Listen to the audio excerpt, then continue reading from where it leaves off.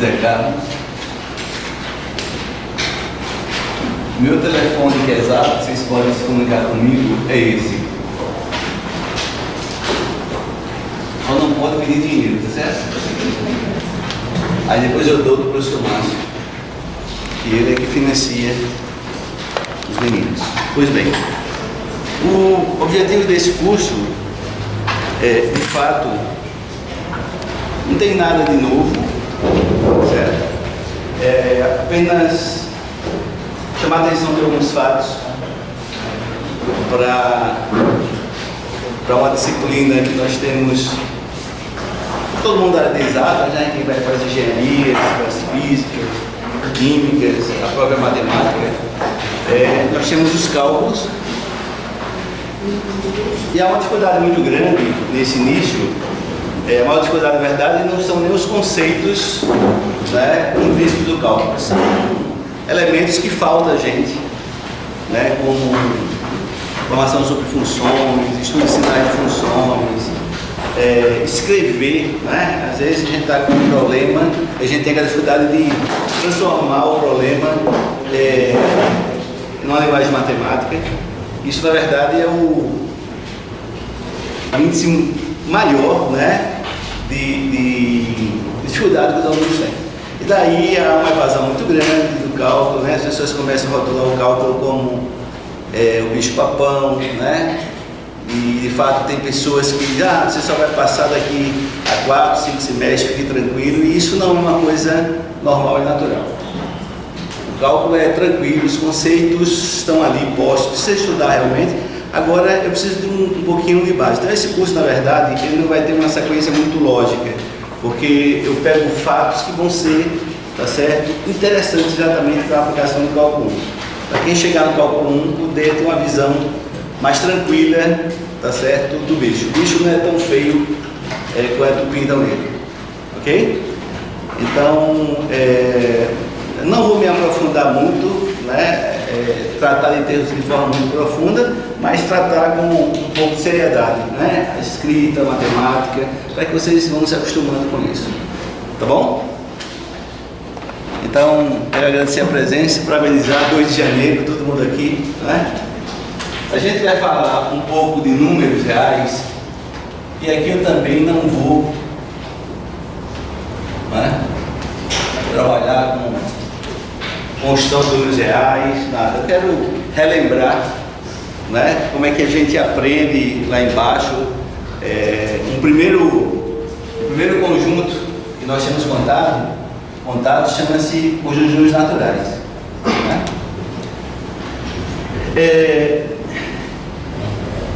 Toda a matemática básica, ela vem da necessidade, né, do homem em interagir, né, em resolver algum problema. Então, a necessidade dos números naturais parte do princípio de contagem mesmo, né?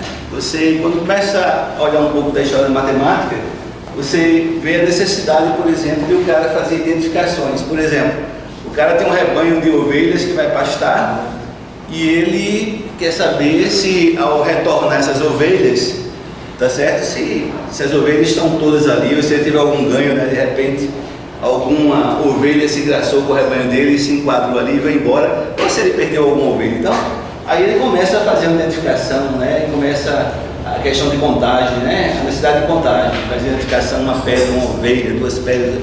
E ele faz isso, e aí aparece, de fato, né, os números naturais, que todos vocês conhecem, né?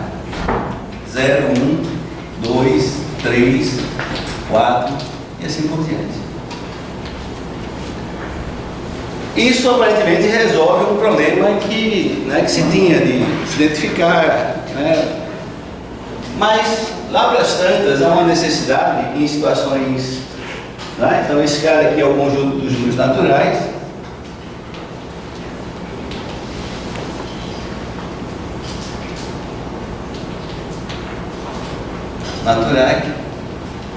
Alguns autores consideram os naturais sendo 0, tá certo? Usualmente se usa N asterisco para exatamente os naturais menos o elemento 0. Isso depende da forma como você está interessado em estudar as coisas. E aí, para resolver outras situações, né, aparece a necessidade de um número negativo.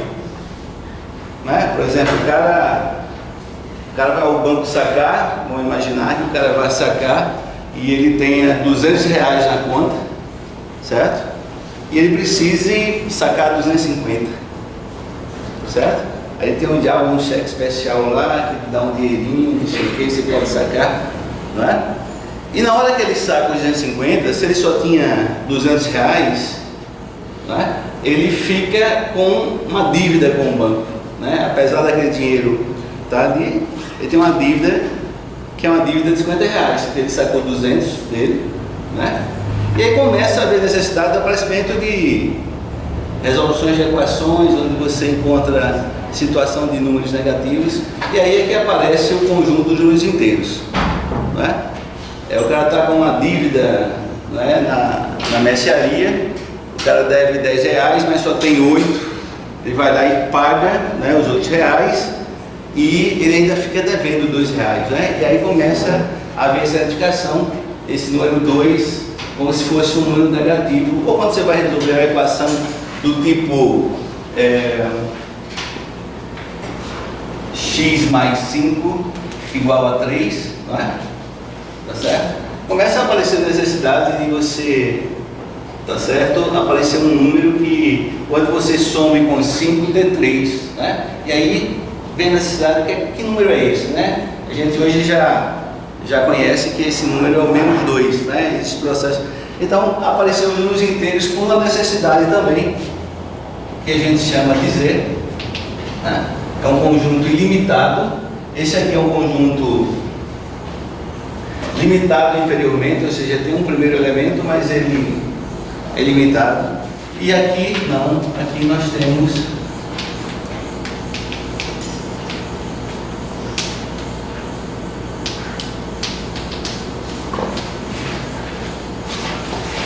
o zero, né? Então, os inteiros, na verdade, são os naturais acrescidos dos números negativos que aparecem por necessidades, né, de uso disso.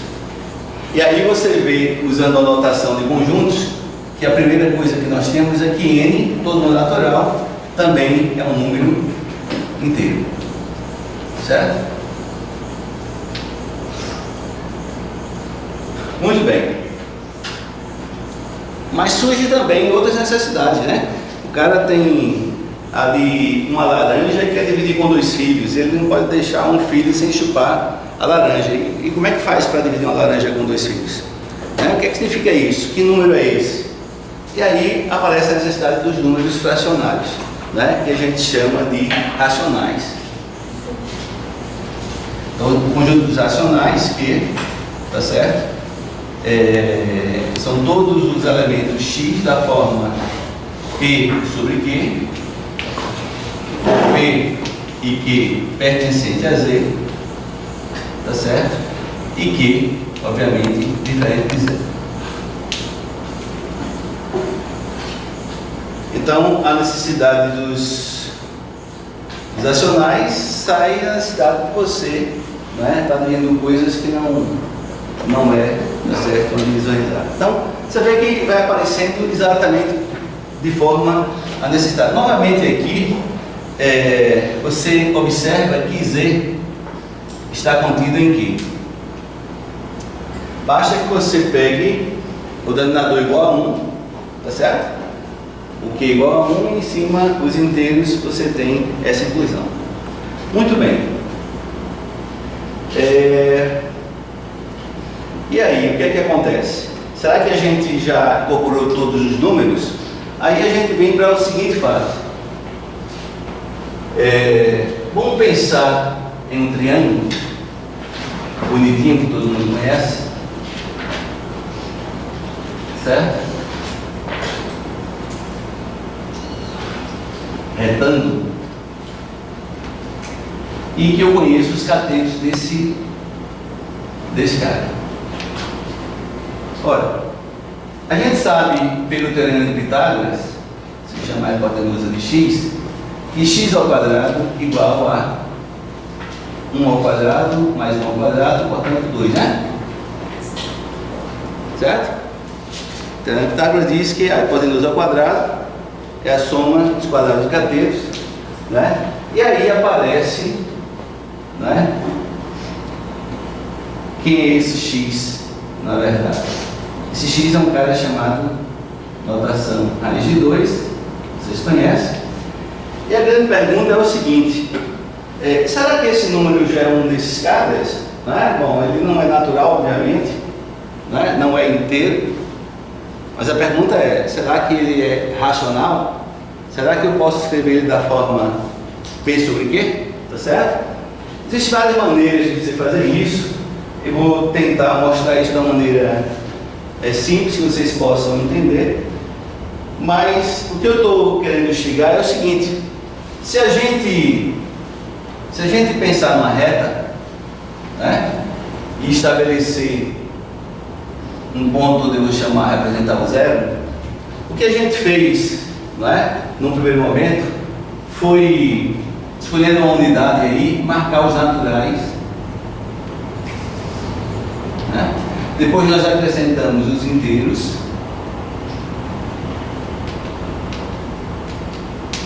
certo? E aí eu introduzi uns caras chamado racional, que é um cara da forma P sobre Q, tá certo? Esse cara racional, obviamente, ele pode ser qualquer um desses caras, ou, né, um cara aqui da forma P sobre Q. O interessante é que os racionais, eles não preenchem essa reta inteira. A gente vai mostrar, por exemplo, que esse número, tá certo? Se eu represento ele na reta, obviamente, há uma maneira simples de você ver isso, tá certo?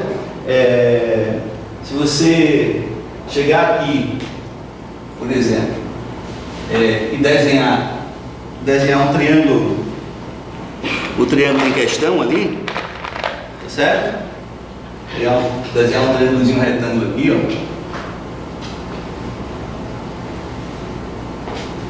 De forma que isso aqui seja 1, a hipotenusa que eu calculei que é esse x, se você pegar um compasso, tá certo? Você senta aqui e desce, você vai ver que esse comprimento é a hipotenusa. Portanto, ele pode ser representado na reta sem nenhum problema, tá certo? O que a gente vai verificar é que de fato o raiz de 2 não é racional, tá certo? Portanto, a reta tinha buracos. Eu não consigo preencher a reta inteira com os racionais, tá certo? Tá aí um exemplo. Existem outros exemplos, mas esse é um exemplo, tá certo? Então, se eu faço isso, aqui está o raiz de 2, que você já conhece, né? Aproximadamente 1,442 vai ter 4, muito bem, então a pergunta raiz de 2 é um número racional? Racional? Essa é a pergunta. Eu vou responder isso tentando usar uma técnica simples, tá certo? Que a gente chama de prova por absurdo. Eu vou supor que é racional, tá certo? Vou supor que é racional e vou tentar chegar a algum absurdo. Então, suponha que raiz de 2 é um número racional.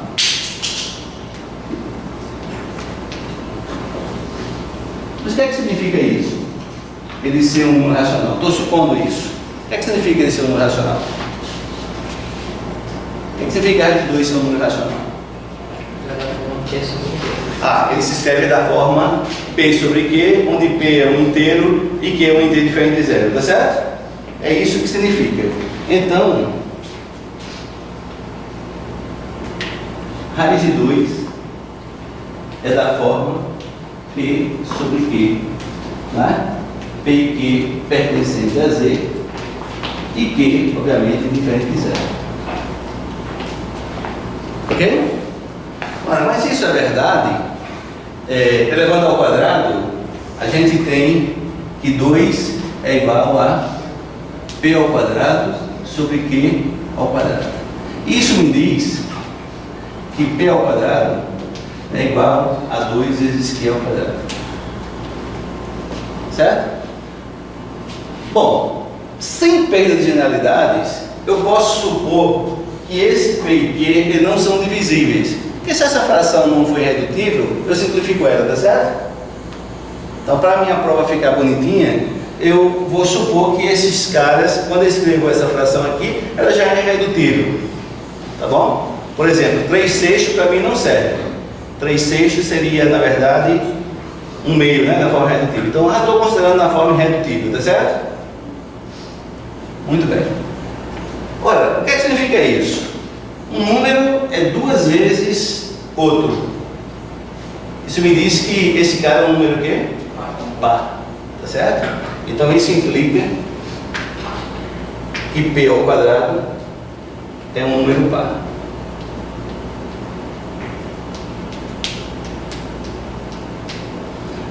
Mas o fato de P ao quadrado ser par, tá certo? E ser inteiro, implica que P também é par. Isso é fácil de provar, tá certo? Se P fosse ímpar, P da forma 2K mais 1 ao quadrado, isso vai aparecer um mais 1 no final quando eu desenvolver, né? Tá certo? Então vai aparecer um número par, mais 1, vai ser ímpar, é facinho. Então, isso aqui na verdade implica que P é par. Implica que P é par. Olha, mas se P é par, isso implica que P é da forma 2K. Para algum K, né? Para algum K pertencente a Z. Ok, gente? Beleza? Se tiver alguma coisa obscura, vocês falam. Tá bom? Olha, o fato de ser par, então, a gente volta para a equação, tá certo? Aí chega o seguinte, daí vou substituir P ao quadrado por 2K, então nós ficamos com 2K ao quadrado igual a quanto? 2Q ao quadrado. Beleza? Só substituir no lugar de P, coloquei 2K porque ele é par. Olha, isso dá quanto? Isso dá 4K ao quadrado igual a 2Q ao quadrado, que me dá o seguinte, que Q ao quadrado é igual a 2K ao quadrado. Olha, usando a mesma linha de raciocínio aqui, eu concluo que Q é par também. Certo? Q ao quadrado é igual a 2K, isso implica que Q ao quadrado é par. Mas isso implica, então, pela mesma razão, o fato de Q ser inteiro também, que Q é par. Parece que eu cheguei a uma contradição, né? P par, Q par. Então, os dois, tá certo? São divisíveis por quanto? 2. Por 2. Então, a fração não era irredutível, como eu vinha supondo, tá certo? Esse cara aqui é uma fração já irredutível, eu não posso mais simplificar. E como os dois são pares, significa que os dois estão divisíveis por 2. Então a fração não seria irredutível. Então a minha contradição é com o fato disso aqui, né? P, Q, ser uma fração irredutível. Certo? Então essa demonstração simples, existem demonstrações mais sofisticadas sobre esse fato, né? Logo, a conclusão é, eu comecei com a suposição que ela era, raiz de 2 era um número racional. Comecei com isso. E cheguei a uma contradição, ou seja, cheguei a um absurdo. Uma fração irredutível, tá certo? Que ainda era dividida por 2, então ela não é irredutível. Tá certo? Então daqui vem esse erro. Esse erro veio exatamente da minha suposição inicial. Porque tudo isso só foi possível a partir de supor que isso é verdade. Então, obviamente, isso aqui não é verdade, tá certo? Porque aqui eu cheguei a uma contradição. Ok? Logo, raiz de 2 não é racional. Tá? Então, tá aí um número que não é racional. Portanto, se eu estiver marcando, né, os pontos, Se eu marcar todos os números naturais, se eu marcar os inteiros, marcar os racionais, ainda vai sobrar pontos nesse espaço, tá certo? Que não vão ser marcados. Por exemplo, o raiz de 2, né? Porque ele não é racional. E aí é que aparece o conceito de número irracional, né? Então, raiz de 2 é chamado de um número irracional, né? E o conjunto I racional, tá certo? É o conjunto de todos os números, uma forma, né, mais de visualizar, conjunto de todos os números decimais, tá certo? Infinitos e que não são periódicos, porque os decimais periódicos eles são racionais, né? A gente tem a tal da fração geratriz, não é isso? Né? Quando a gente escreve 1,99999, né? Isso é uma dízima periódica, tá certo? E você consegue encontrar uma fração que gera esse número. Existe um processo simples de fazer isso, tá certo? Então os irracionais são, a grosso modo, né? O conjunto dos números decimais infinitos que não são periódicos, tá certo? Então esse aqui seria... portanto, nós temos o seguinte: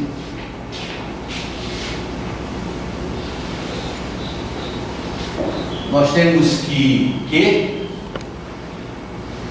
interseção I é o conjunto vazio, certo?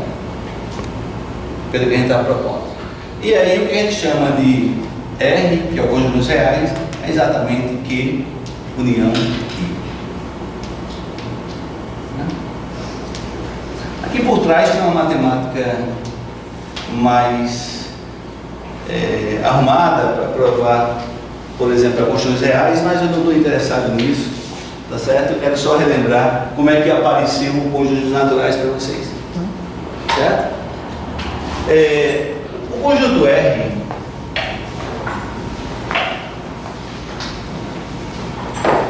então esse cara aqui, né, é o conjunto dos números reais.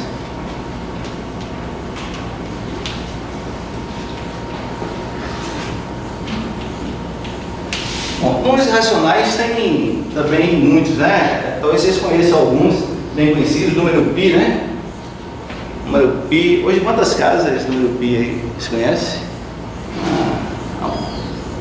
Porrada aí de casa já decimais, tá certo? A gente usa sempre 3,14, mas se você pegar aí ele vai, tá certo? Tem o número E também, que é um número irracional, tá certo? Todos eles são números decimais infinitos que não são periódicos, tá bom? Muito bem. O que é que me interessa dos números reais? Né? A primeira coisa que me interessa é que os números reais ele tem uma certa ordem, tá certo? Em um certo sentido ele tem uma certa ordem, ou seja, toda vez que eu pego A e B pertencentes aos reais, só pode acontecer três coisas, tá certo? Ou A igual a B, eles são iguais, tá certo? Ou A é menor que B, ou A é maior que B.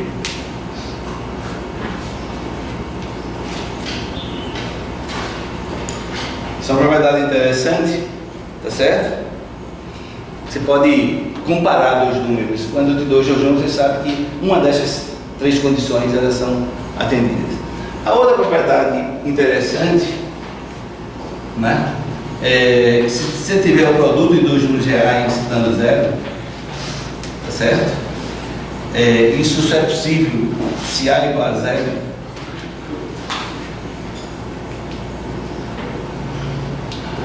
ou B igual a zero.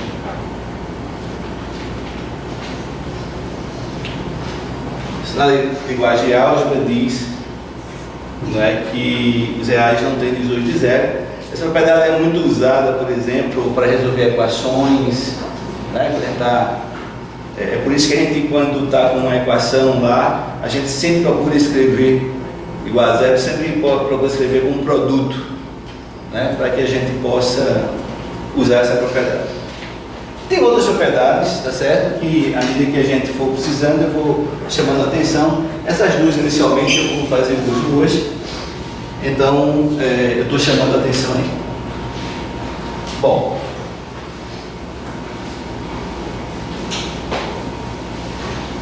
lembrando o que é R, né? A gente vai falar um pouco de intervalos numéricos.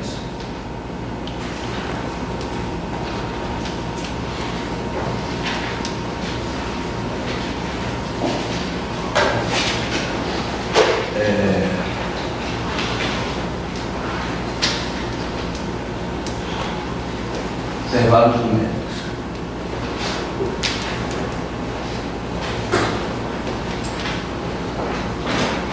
Esses subconjuntos de R, eles particularmente são muito interessantes, parecem resoluções de alguns problemas. Eu vou chamar a atenção de alguns problemas onde isso aparece, mas essencialmente na questão de desigualdades, né, aparecem esses caras.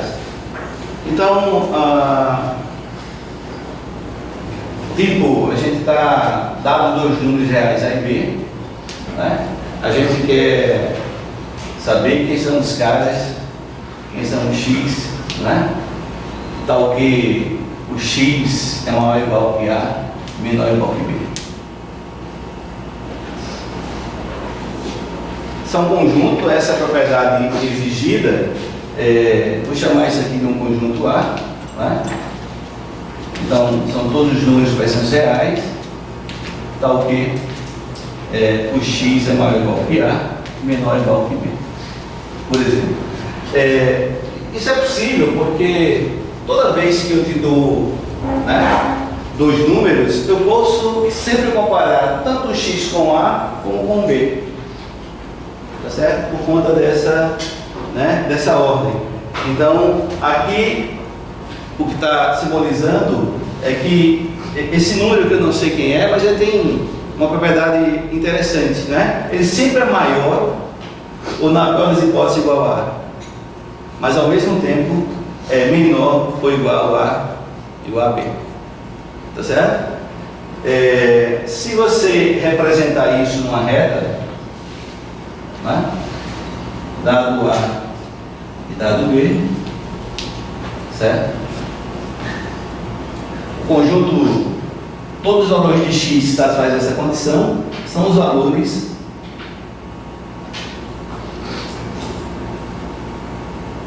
né, uma igualdade entra, bolinha fechada, bolinha fechada. Então isso aqui é um clássico intervalo, a gente chama de intervalo fechado. Existem algumas notações para representar isso, né? Você pode usar um X, assim, significa intervalo fechado. Você inclui os extremos, né? Existem situações que você também práticas, né? Por exemplo,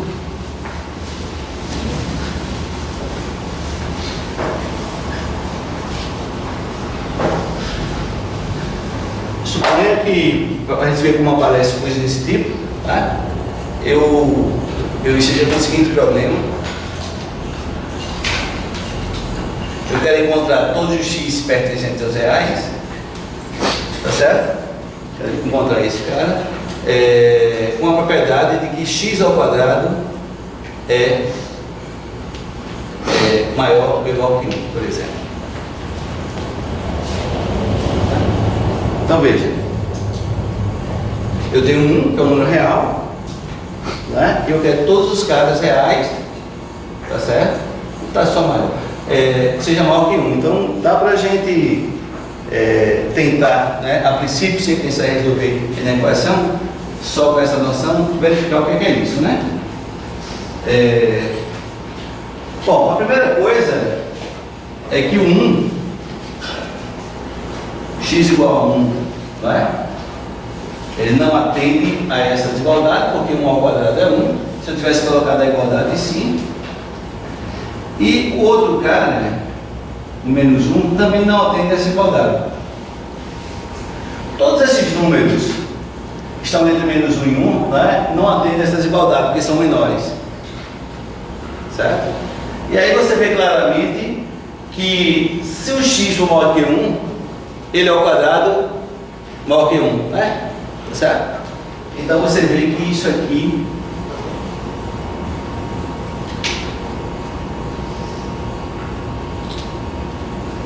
por a mesma razão do lado de cá, tá certo? Do lado de cá você tem sinal de menos, mas como está ao quadrado, né? Esse menos vira mais e tudo fica maior que 1, né? Menos 2 ao quadrado dá 8, menos 1,5 ao quadrado dá 1,5 ao quadrado e por aí vai. Ou seja, você... E é bom frisar que isso aqui não é um intervalo, não é? Isso aqui não é um intervalo numérico. Se você pensar nesse conjunto A, esses caras aqui são todos os x que são menores que menos 1. Não é isso? E aqui são todos os x que são maiores que 1. Perfeito? Bom, então eu poderia descrever a solução desse problema como sendo um conjunto A, conjunto de dois números reais, tá ok? Tá certo? X menor que menos 1 ou x maior que 1. Né? Ou se você preferir ainda, tá certo? Você poderia fazer o seguinte: isso é menos 1, intervalo aberto, menos infinito, certo? Intervalo aberto. Menos infinito é um símbolo, né? Isso aqui está dizendo que você está indo embora. Você pode usar para intervalos abertos também o parênteses, né? Às vezes você pode confundir com um par ordenado, então isso também é só uma questão de notação, né? União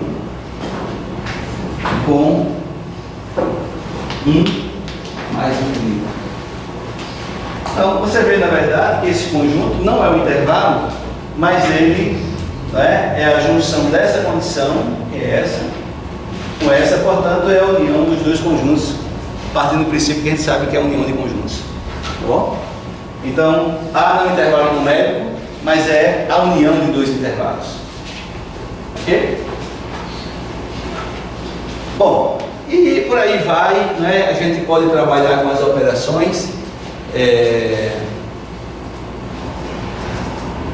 Operações com intervalos.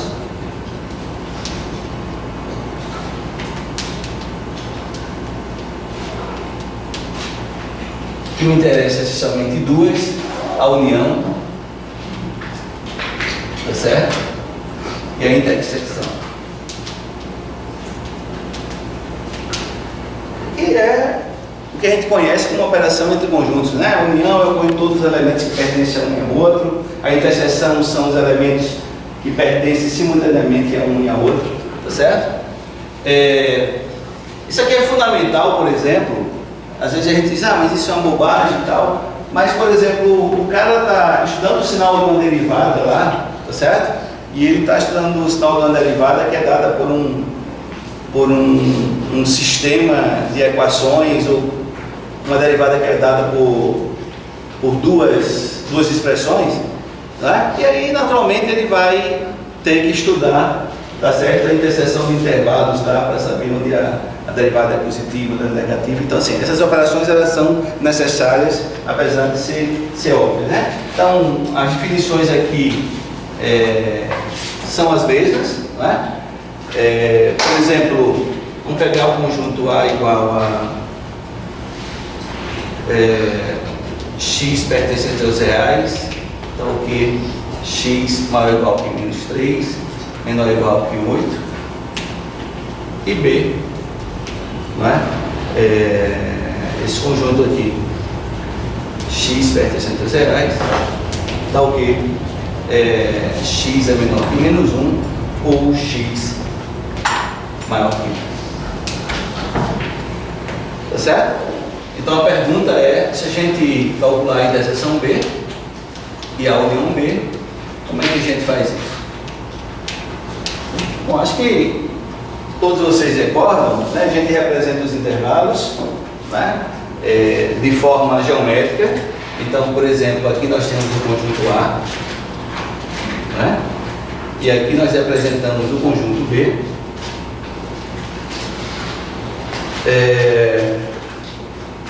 Menos 3 e 8. Tá certo?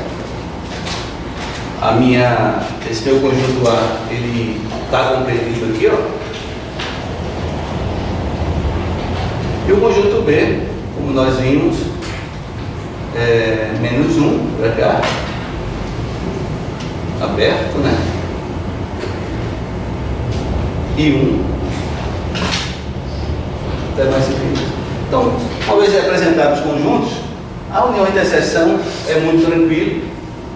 Vamos representar aqui a união B e aqui a interseção B. Bom, como é que a gente faz a união? A união é a junção de tudo, né?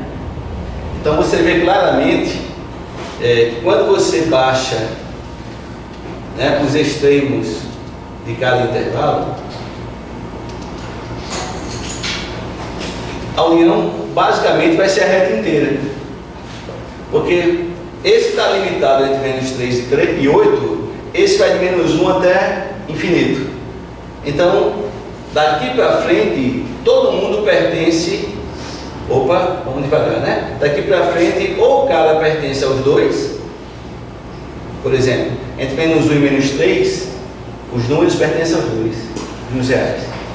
Depois de menos 3, pertence só a B, mas a união baixa que pertence a 1, né? Então, você cobre com isso tudo.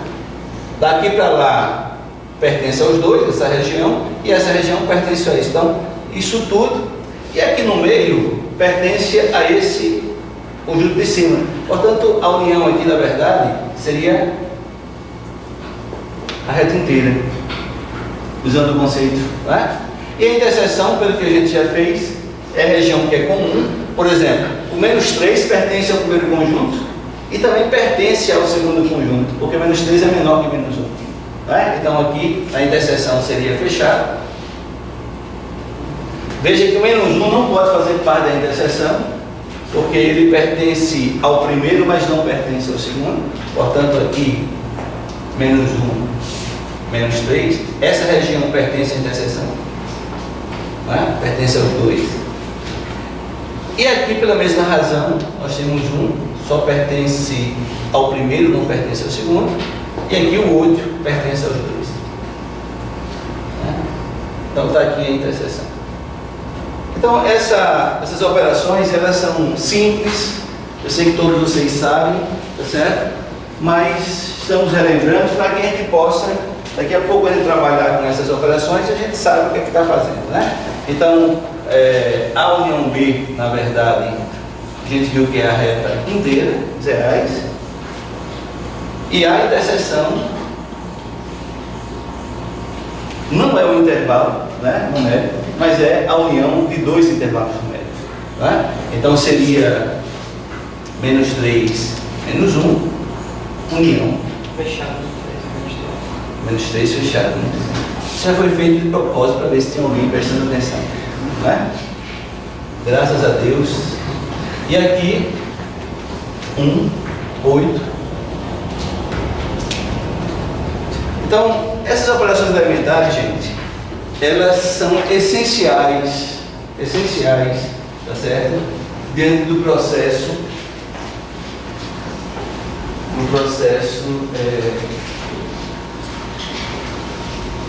inicial do cálculo 1, não é? Aliás, eu digo inicial, mas a gente vai até o final do cálculo 1. Por exemplo, a gente chega na parte de elaboração de gráficos, né? A gente constantemente está resolvendo equações, porque está estudando sinal, de uma função. O que é estudar essa função? É estudar onde é maior, onde é menor, onde é igual a zero. Então a gente precisa dessas coisas. Se a gente não está com isso arrumado na cabeça, tá certo? Se essas coisas não estão claras, não é? A gente aproveita para dar uma lida, entender melhor, trazer dúvidas, porque é esse processo que a gente encontra lá, né? Aí o conceito do cálculo está claro, mas a parte inicial a gente tem dificuldade. E aí a gente termina desandando, né, na questão do cálculo. Muito bem, deixa eu ver o que eu tinha mais aqui.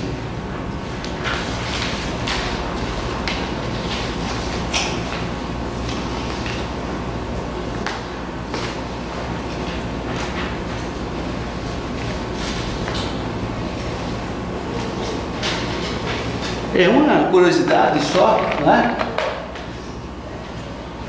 Vou escrever aqui dois segmentos, certo? Um segmento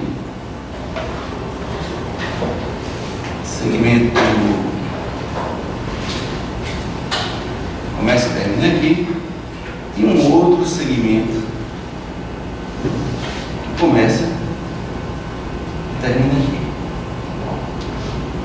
certo? Então a pergunta é o seguinte: quem é que tem mais pontos? O primeiro segmento ou o segundo segmento? O que vocês acham?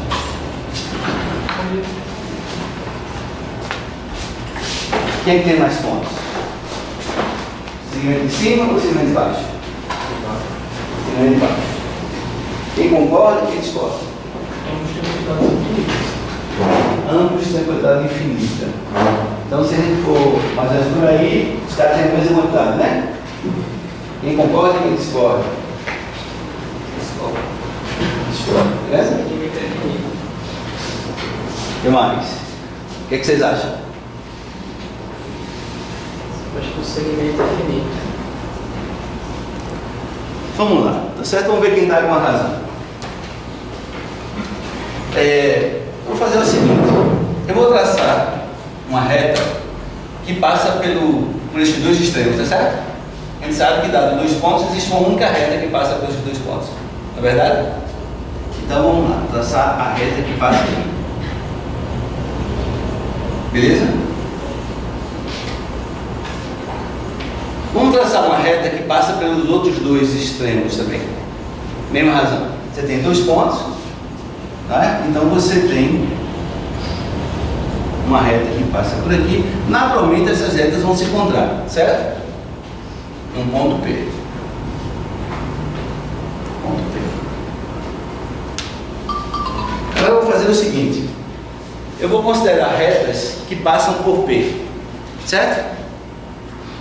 Obviamente que não vai me interessar retas desse tipo. Aqui é o ponto P, tá? Então não vai me interessar reta desse tipo. Porque reta desse tipo não intercepta a região que eu quero, tá certo? Eu vou pegar retas que passam por P naturalmente, tá certo? Que intercepta isso aqui. Então eu pergunto a vocês: quando eu traço essa reta aqui, o que acontece? Carneirinho pedra, né? Ela toca esse ponto e toca esse ponto, perfeito? Estou com um ponto em cima de cima e um ponto em cima de baixo. E se eu traçar essa? O que acontece? Ela troca de um ponto aqui, um ponto aqui. E se eu traçar essa? O que acontece? Eu toco num ponto aqui, num ponto aqui. E se eu traçar essa? O que acontece? Se eu traçar essa aqui, o que acontece?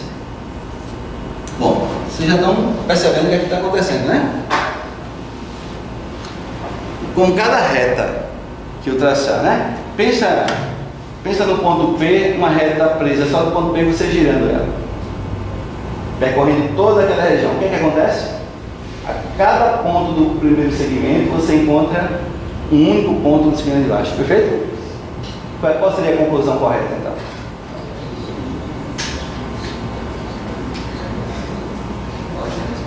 Tem a mesma quantidade de pontos, né? A razão disso é exatamente a densidade de R, né? Que é mais ou menos aquilo que ele está dizendo. um segmento a quantidade é infinita, né, de pontos.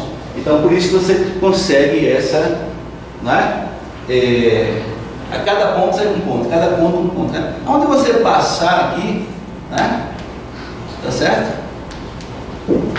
Então se você faz essa reta variar aqui, ela vai encontrando um ponto aqui, um ponto aqui, um ponto aqui. Ou seja, os conjuntos têm a mesma dada elegância. Né? Então às vezes a gente é levado pela ilusão do finito, né? Quando a coisa é infinita, aí muda tudo de... Ok? Mas isso é só uma curiosidade. Não é? Muito bem.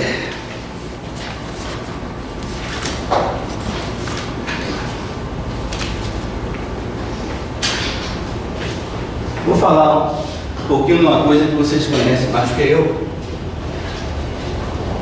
que são equações do primeiro grau.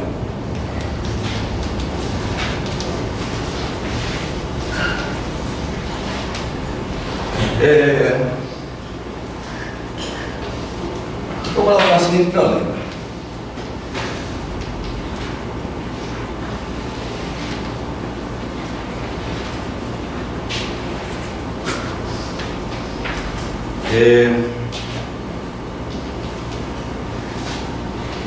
Marcos e Adriano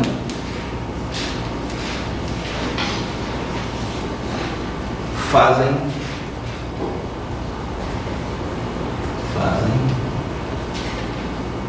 caminhadas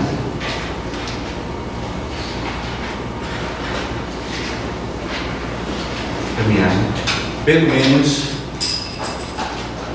menos 3 vezes por semana.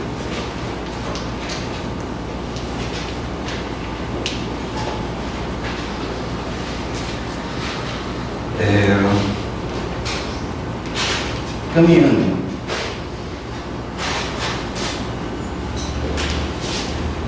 90 metros por minuto,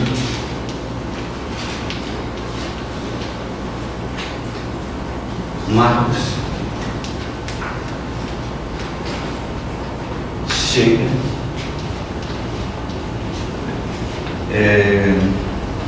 ao final do percurso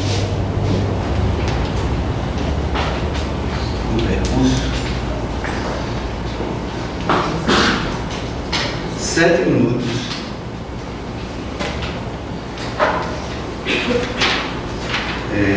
antes de Adriano.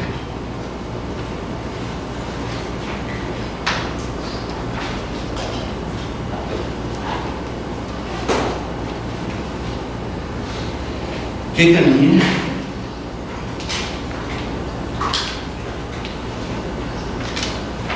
que caminha 80 metros a cada minuto.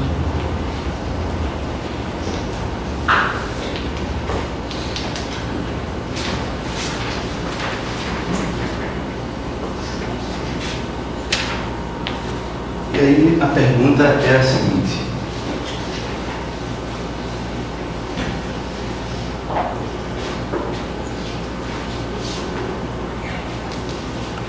quantos metros eles caminham?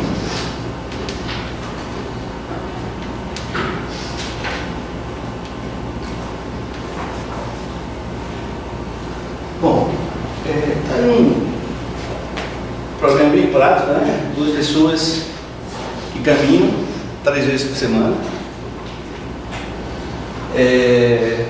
Um cara que caminha 90 metros por minuto, portanto a velocidade dele é maior do que a velocidade da Adriana, né? Porque a Adriana caminha a uma velocidade de 80 metros por minuto. E, obviamente, se a velocidade dele é maior, ele chega antes dela. Então ele está dizendo que ele completa o percurso 7 minutos antes que a Adriana. E a pergunta do problema, né, é a seguinte: qual o percurso que eles fazem? Certo? Não, esse é um problema simples,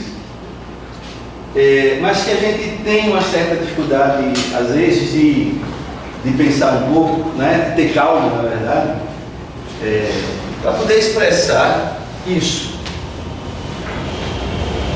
Então, é preciso que a gente leia o problema, né? Eu costumo pensar com um professor meu que diz o seguinte: o problema é para ser, não é? Você paquerar ele, namorar, tá certo? É para você tentar entendê-lo, tá certo? Se você não fizer isso, se você ficar na ânsia de querer resolver o problema sem saber nem o que o problema está dizendo ou o que ele quer, a possibilidade de você não ter sucesso é muito grande. Então, a primeira coisa é a gente namora o danado, uma vez, duas, procura se colocar na situação, né, para ver como é que a gente agiria. Muito bem. Vamos tentar ver o que é que tem, o que é dado, o que é importante e o que é desconhecido. Não é? Por exemplo, ele dá o tempo do percurso deles? Não, ele não dá o tempo, né? Ele só diz a velocidade de cada um por minuto. Mas se eu tivesse dado o tempo, por exemplo, do Marcos, dissesse, olha, ele fez em 15 minutos, ele fez o percurso dele, tá certo? Obviamente a Adriana teria terminado em 15 mais 7, né? Porque ela termina 7 minutos após ele, ou ele termina 7 minutos antes, que é isso que ele diz, não é verdade? E se eu tivesse dito para vocês que o tempo era de 15 minutos, como é que vocês fariam para calcular o percurso dele?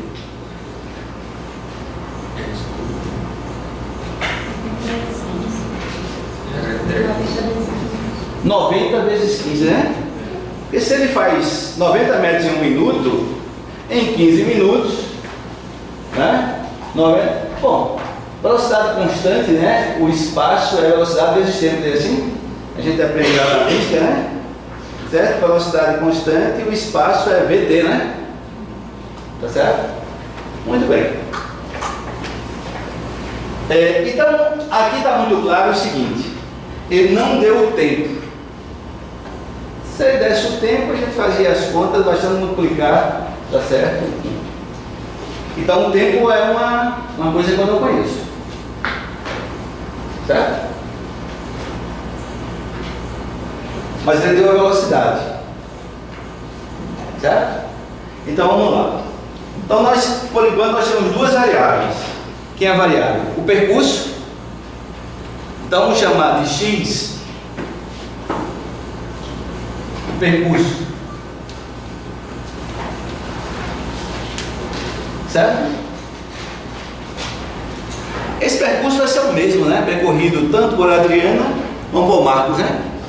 Eles estão fazendo o caminho, né? O mesmo caminho. Então esse percurso X é o mesmo percurso que a Adriana vai fazer e o mesmo percurso que Marcos vai fazer.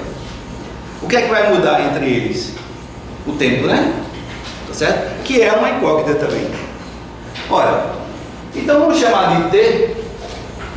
E aí você escolhe quem você vai chamar de T. Tá certo? Vou chamar de T. Tá um T grande. Vou chamar de T. O tempo do percurso, tá certo? De Marcos, certo? Tempo necessário, né? Para Marcos terminar o percurso. Certo? Olha, se eu dei o tempo de Marcos, eu estou chamando de T, eu sei quem é o tempo para terminar o percurso, tá certo, Adriana, né? Qual vai ser o tempo? T mais 7, certo? Então, essa informação aqui implica que t barra igual a t, que é o tempo de Marcos, mais 7, é o tempo necessário para a Adriana fazer o percurso. Certo? Ora, mas o percurso eu chamei de x, não foi? Certo? Então nós sabemos o seguinte, que x, no caso de Marcos, vai ser quanto? 90 vezes t. Foi o tempo gasto por ele, perfeito? E no caso de Adriana, não é? O x, que é o mesmo, porque o percurso é o mesmo, né? No caso dela vai ser 80 vezes quem? O t barra, que é o tempo que ela gastou. Só que o t barra, como vocês falaram, era o t mais 7, tá certo? Então isso é igual a 80 t mais 7. Então você veja o seguinte, você tem duas relações que envolvem duas variáveis, x e t. T não me interessa, porque ele não está pedindo o tempo, né? Ele está pedindo quem? O percurso, que eu chamei de quanto? De o quê? X. Então é natural, tá certo? Que eu tire o t em função de x aqui. Tá certo? Porque eu poderia pensar, como esse cara é x e esse cara é x, igualar isso, porque é o mesmo cara. Só que eu não ia dar uma equação em t, não é? E eu quero o percurso. Então eu vou fazer o seguinte, dessa equação aqui eu vou tirar o valor de t, que vai ser x sobre 90, x sobre 90,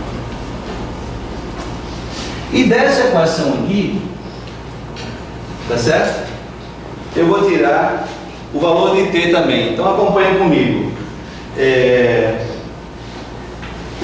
80t, não é?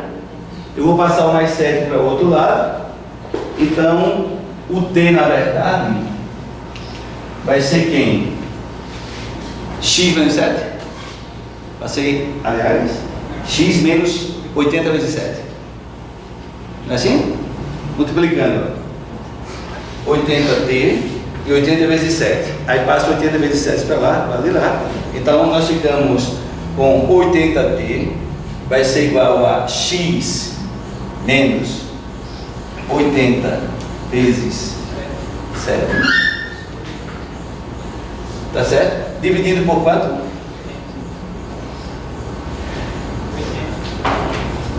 80? Por 80. É isso mesmo? Se eu estou fazendo alguma coisa errada aí. O gato está filmando, viu?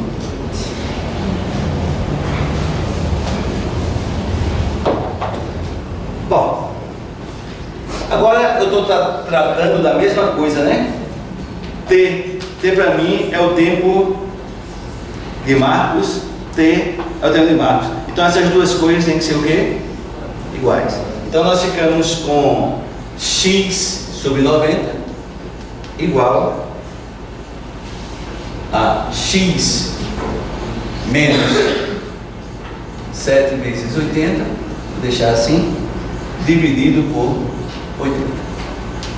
Então, essa é uma equação, tá certo?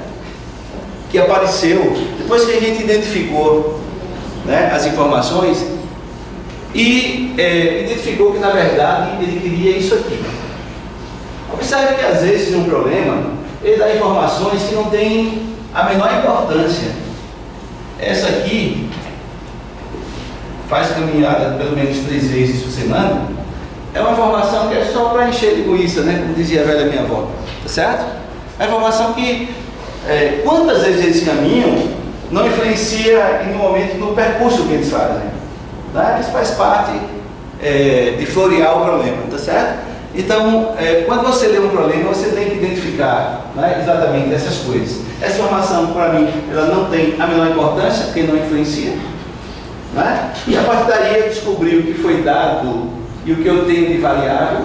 Isso foi importante, né? Eu poderia ter igualado aqui, isso poderia ser uma solução, claro. Depois de encontrado t, eu voltaria, substituiria o valor de t e encontraria o x, tranquilamente, tá certo? Mas é mais direto já colocar tudo em função de x, porque o objetivo, na verdade, é que aparecesse uma equação, e é isso que eu quero chamar a atenção de vocês. Isso aqui é uma equação, não é? Do primeiro grau, tá?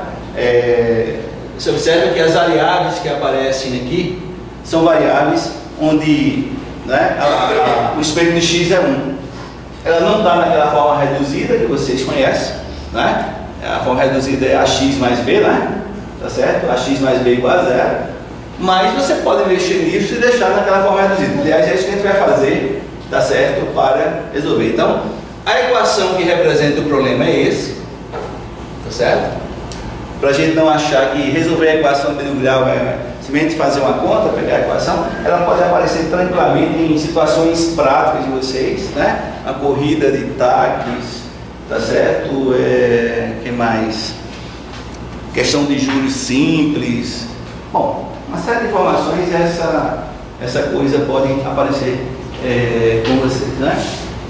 Aqui, o que é que nós devemos fazer aqui? A gente pode reescrever isso assim, né? X sobre 90. Aqui passa para cá, né? Menos x sobre 80. Estou tentando deixar de um lado só quem tem x, tá? Então, x sobre 80 passou para lá, ficou menos. E sobrou quem? 7 vezes 80 sobre 80, então sobra só 7, né? Menos 7. Menos 7. Agora, mínimo, né? O que é o mínimo desses dois caras?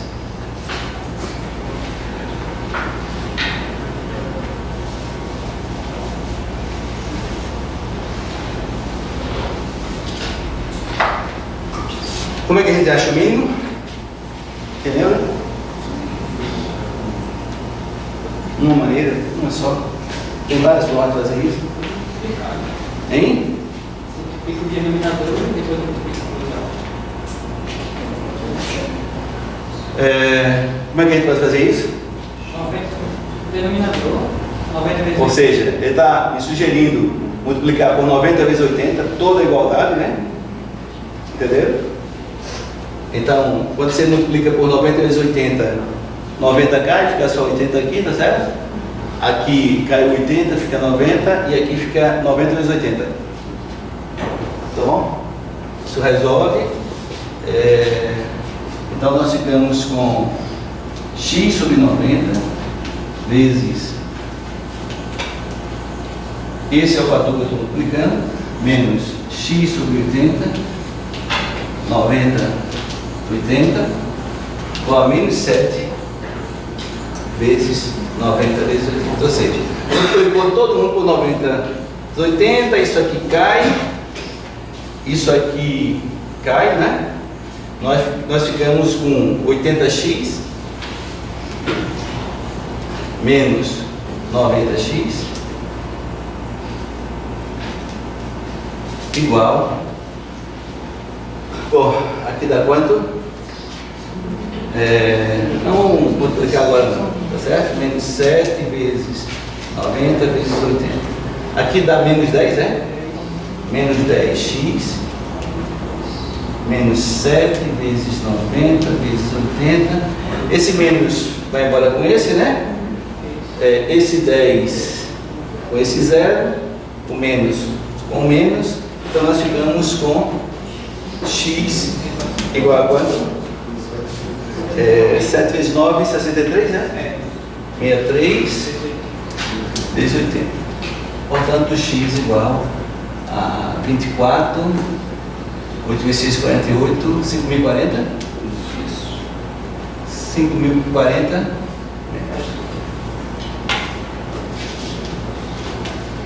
Então, o cidadão lá, o percurso que eles fazem é de 5.040 metros, tá certo?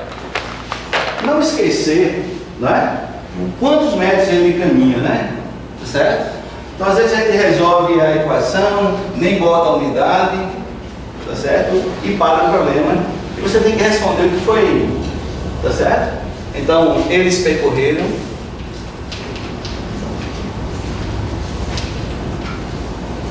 5.040 metros, certo? Então, prazer em conhecer uma equação do primeiro grau. Toda a equação do primeiro grau, ela pode ser colocada na forma, tá certo? Eu acho que chamam forma geral, né? Toda a equação do primeiro grau, ela pode ser escrita na forma ax mais b igual a zero, tá certo? Mais ou menos isso que a gente fez por aqui, tá? Ax, ó, menos 10x, aqui está o termo constante, a gente passou para o lado de lá, tá certo? Todo mundo sabe que isso aqui representa a equação de quê? De uma reta, né? Tá certo? A equação de uma reta, isso é fundamental.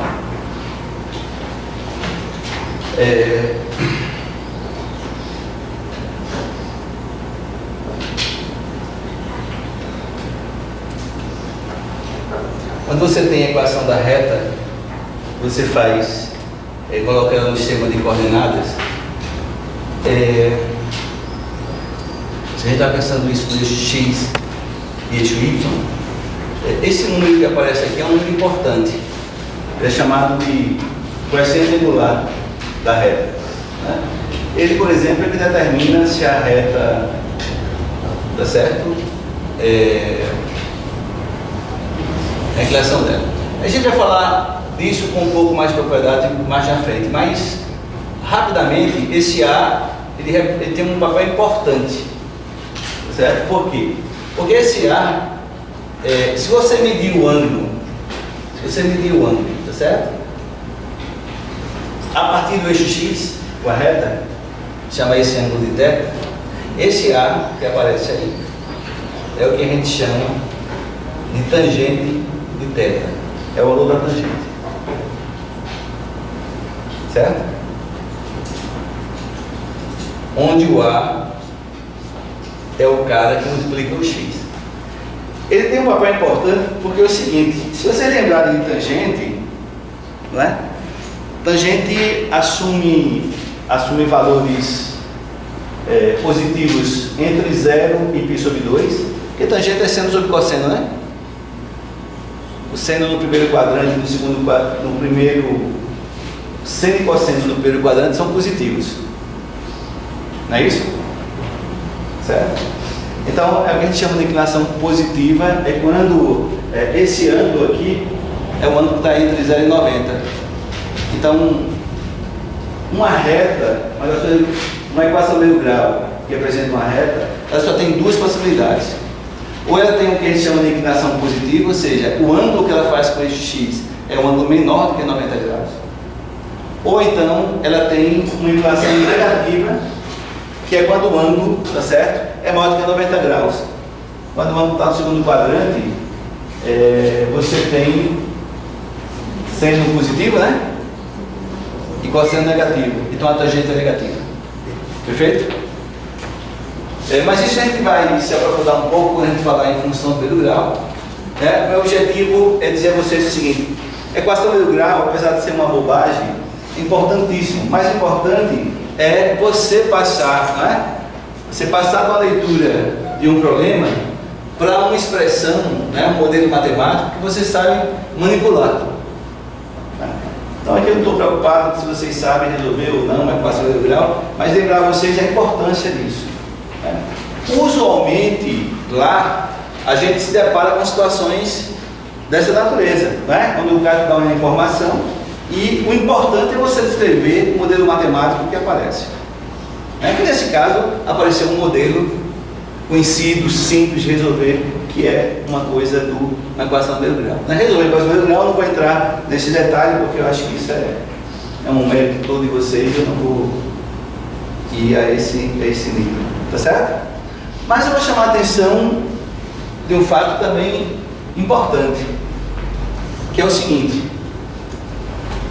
a gente precisa ter cuidado, né, quando a gente está trabalhando com matemática e atento às informações. Né? Então, a observação que eu faço é a seguinte: vamos imaginar, observação, tá? Vamos imaginar que eu esteja com a equação 5x mais 9 igual a 0. Uma situação, eu me deparei com a equação de grau simples, 5x mais 9 igual a 0. Certo? E aí eu perguntasse a vocês o seguinte: resolva essa equação em Z. Certo? Qual seria a resposta disso? Quem seria o conjunto de solução? Vazio. A gente fica muito ligado às vezes em resolver a equação e você observa que o conjunto de solução nesse caso é conjunto vazio. Por quê? Se você tentar resolver a equação 5x igual a menos 9, né? Portanto, x igual a menos 9 sobre 5. Esse cara é um número inteiro? Não, ele é um número racional, certo? Isso pertence aqui. Essa é a única solução? Será que tem outra solução diferente dessa?